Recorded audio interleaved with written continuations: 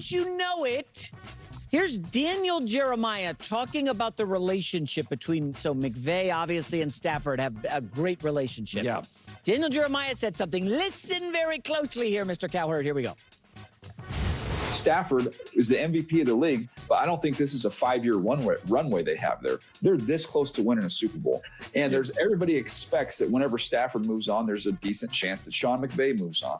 So this is their time right now. I can't wrap my brain around Sean McVay stamping that and saying, yeah, let's get a quarterback for the future. Oh, by the way, he's not going to be anywhere close to as talented as Stafford, and I might not even be here to coach him.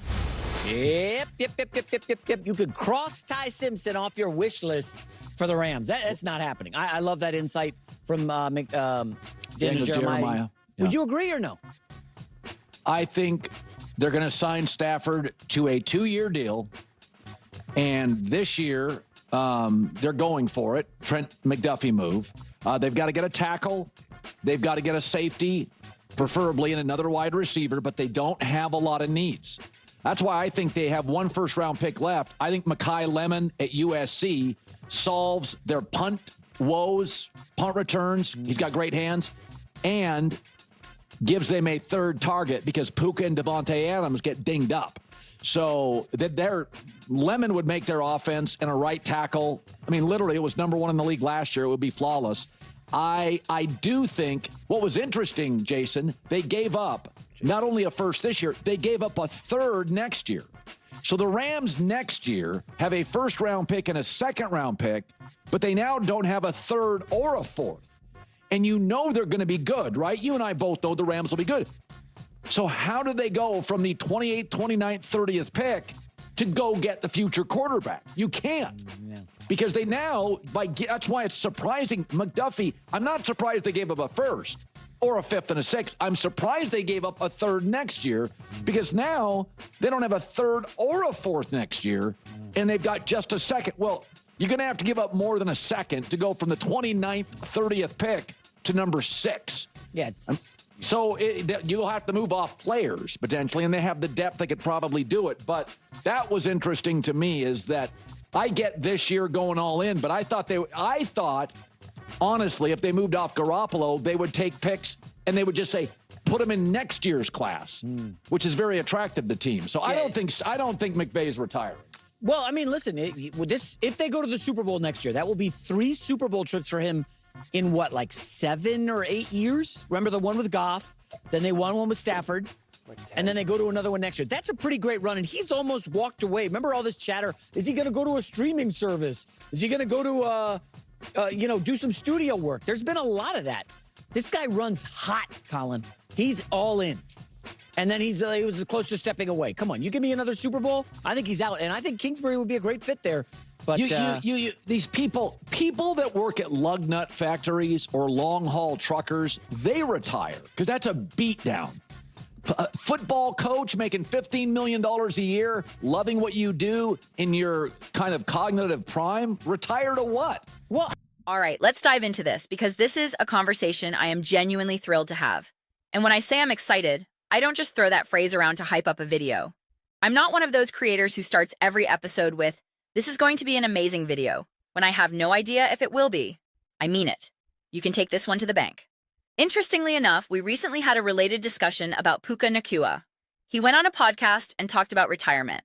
And Colin Cowherd took that soundbite and ran with it, criticizing the mindset. I pushed back a little, making the point that the world is evolving, the NFL is evolving, and we're seeing younger coaches get into the grind earlier than ever before. But this Sean McVay situation is different. Even before any of this retirement speculation resurfaced, there were already reports.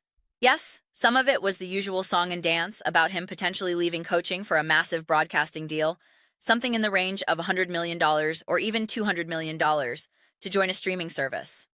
And he shot that down. He said, "No, I'm not doing that. I'm going to keep coaching." That made total sense at the time. But there were also whispers about McVay wanting to get married, have kids, and actually be present for that part of life. It reminds me of something Mike McDonald recently said. He mentioned that he barely sees his child, maybe 30 minutes a day. That stuck with me. So when you factor in how young McVay is, it really makes you think. Now, I'm not going to pretend I know what it's like to be Sean McVay. I can't even pretend to understand the way his mind works. I consider myself a deep thinker. I'm analytical. I'm passionate, intense, and I go hard. You can see that in the volume of videos I produce. But there are levels to this. When you're talking about legitimate CEOs, the C-suite types, those people are wired differently. It's not just about being intelligent. It's not about going to a good college or benefiting from nepotism, though that certainly exists. It's a fundamental wiring. If you've never interacted with people at that level, it's hard to explain. I'm not out here pretending I'm rubbing shoulders with billionaires and general managers, but I do have family members who followed that trajectory. I've seen their friends, their colleagues, the people they surround themselves with. It's just different. Everything about it is different. It's not about money or wealth, though that's part of it. Their minds operate on a different frequency. Their capacity to work insane hours, and I mean truly insane, is beyond what most people can comprehend. And it's not the same as working overtime at a factory, grinding away at a physical job. It's a different kind of exhaustion. If you've ever interacted with high-end surgeons, especially at a top-tier medical facility where they're performing complex operations, you can see it. You can see that they're different. They're just built differently. That's what a head coach is. That's what these guys are. They are consumed by their work. And I promise you, based on my own experience with making videos and running this channel, you never stop thinking about it. I can almost guarantee that Sean McVay is never not thinking about football. Even when he's with his wife, even when he's with his kids, there's always a thread in the back of his mind pulling him back to the game. No matter what he's doing, he's thinking about the work that needs to be done. You can't escape it. But here's the thing. If you have the self-awareness to recognize that, and if you have the confidence to act on it, you can step away. You can say, I go all in, I push myself to the extreme, and now it's time for me to take a step back. It's time for me to be there for my family, my wife, my kids. I've made the money, I've achieved the goals. Colin asked, what do you even do if you retire? What does that look like? And the answer is obvious. Sean McVay would immediately make an insane amount of money doing whatever he wants. He could start his own podcast and dominate the charts. He could sign with a streaming service. He could show up on Fox every Sunday as part of their pregame crew, whatever they call it, the kickoff show or something. Who would you rather listen to? Greg Olsen and Michael Strawn or Sean McVay? Who has more insight right now? Sean McVay, obviously. You could listen to him talk football all day, every day. I can guarantee you right now, if he starts a podcast or a radio show, if he decides to do a Netflix special, Netflix is throwing money at football content, we all know that, they would hand him a $200 million deal in a snap. He could do it from a wing of his own home. Money is not the problem, and he'd still get that football fix. He'd still scratch that itch. He'd still be analyzing the game, breaking down film, talking X's and O's. He wouldn't lose that part of himself. There's also the achievement aspect.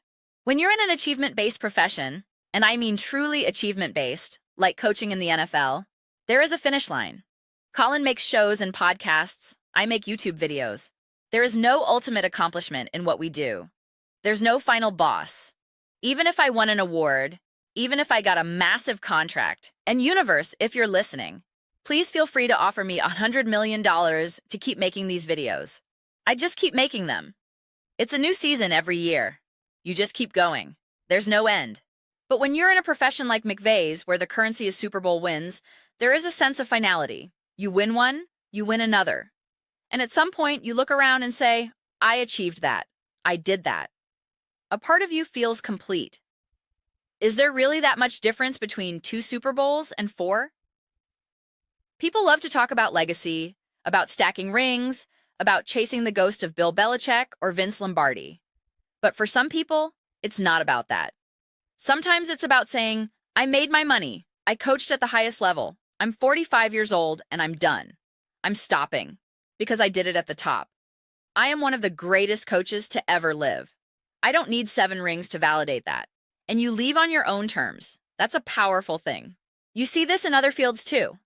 Filmmakers, artists, musicians, people in creative, achievement-based industries, sometimes they just stop. They say, I'm good. I did it. Anything else from this point forward is extra. It's not my real effort. It's just something on the side. For someone like McVay, it's hard to predict exactly what he'll do. He could easily coach another decade, win another Super Bowl, and then decide to walk away. Maybe Stafford retires, and McVay looks at that and says, okay, I'm done too. Imagine this. He retires for 10 years. He spends the prime years of his kids' lives actually being present. When they're young, when they're saying, Daddy, I can't wait to play with you. That's prime time to be a father. That's the window you don't get back. Once they're teenagers and they're saying, Dad, I'm going to the movies with friends, that window closes. So he steps away. He's there for the tea parties, the soccer games, the school plays. Then, when they're older and don't need him as much, maybe he goes back to coaching. He'd still be, 55, 58? He'd get a job instantly. People would question whether he still has it. Does he understand the modern NFL? Is he still sharp? But they'd hire him in a second. Pete Carroll got hired. Mike McCarthy got hired. Jim Harbaugh got a $100 million contract. We saw it with John Gruden. Of course they'd hire him. So even if he steps away now, he's leaving as one of the best to ever do it. Whether you acknowledge it or not, he's elite. He steps away, goes all in with his family, still makes bank, arguably even more money on TV or streaming, and gets to be a great father, a great husband, a great friend. And when he reaches stability on that front, if he wants to go back to coaching, he can. There are different ways of living. There are different paths. And when you're a high achiever with self-awareness in 2026, the calculus is different.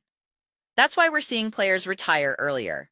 That's why we're seeing athletes prioritize family. It's cool now to be a great dad. It's cool to be a girl dad. It's cool to have your kids on your lap during a press conference. That used to not be the norm. It used to be a badge of honor to say, all I care about is ball, nothing else. Now guys are saying, actually, I care about my wife and kids more than I care about a Super Bowl. And I'm not afraid to admit it. I do everything I can to win, but I love my family more. We saw this with Matthew Stafford. It was always about his wife, his daughters. That was the narrative, and it was genuine. Stafford even said, and I believe him completely, he said, it's so great that my girls love that I play football. If they weren't into it, I don't know if I'd still be playing. I probably wouldn't be. I don't think that's lip service. I don't think that's just something that sounds nice to say. I believe it. Anyone who's around kids knows that when they're excited about what you do, it fuels you. When they're into it, when they're proud of you, it makes you more into it. If they're not interested, if they're like, oh, daddy's playing football tonight, so we can't do anything, that weighs on you. If you actually care about being a good father, that weighs on you. It reminds me of Jason Kelce. If you watched his documentary, it was really good, but also kind of depressing. It was right after the Eagles lost the Super Bowl to the Chiefs. He was going on SNL, doing shows, and his wife was upset about it. You could see it affecting him. He also realized his body was broken.